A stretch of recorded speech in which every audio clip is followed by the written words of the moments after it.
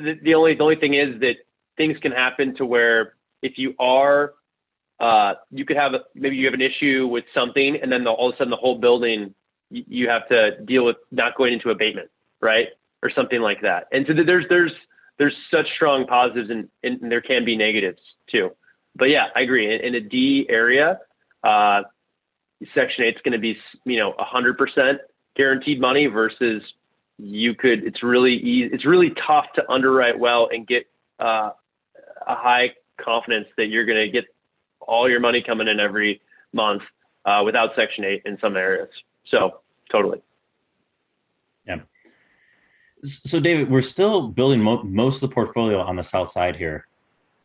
Even after we've seen this run up in Bronzeville, where are you still investing? Why are you still bullish, right? Like it's awesome to see this. And I want that message to get out to our listeners that there's people still just killing it down there. What excites you? Like, why are you still in Chicago, the south side? Why are you still bullish? Why are you still here? Why are you still investing here? Yeah. So, I mean, okay. So first of all, it's despite everyone constantly saying there's depopulation and stuff like that. If you actually go do the research, it's not as grim as headlines like to make it. I mean, it's just funny. The other day, out of curiosity, right? Yeah. Out of curiosity, I looked at my phone and just searched New York City, where my New York City investors are always complaining how, it's shrinking. And I'm like, wait, looks like New York City actually lost more people the last 5 years than Chicago, but that's not, I guess, exciting news, or that doesn't hit a narrative or something. So it's still the third biggest city in the United States. Even though some people say, no, Houston's third. No, it's not. It's still Chicago, right? So I think that's got to count for something. It's extremely diverse business where it's not just finance. It's not just tech. If tech gets hammered, it's a little bit of a decrease in Chicago. If tech booms, it's a little bit of an increase in Chicago.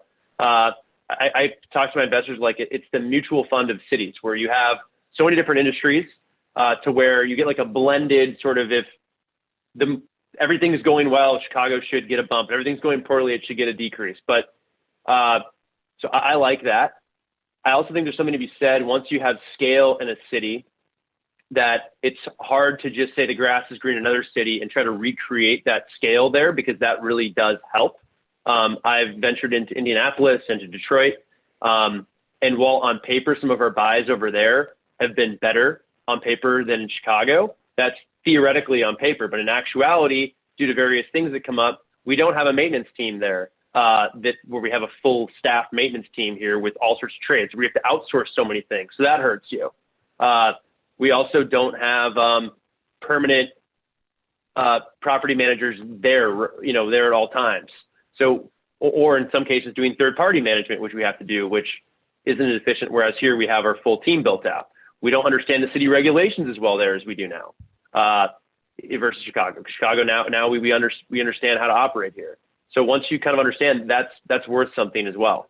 But the south side too, the opportunity is still great. Even though Bronzeville prices have shot through the moon, you still look at where cap rates are versus, let's say, the equivalents in other cities. So figure Bronzeville in a lot of ways has similar data to like Harlem, where it's very close to downtown Chicago, just as Harlem's very close to Midtown Manhattan, probably about the same distance. Actually, Bronzeville's closer.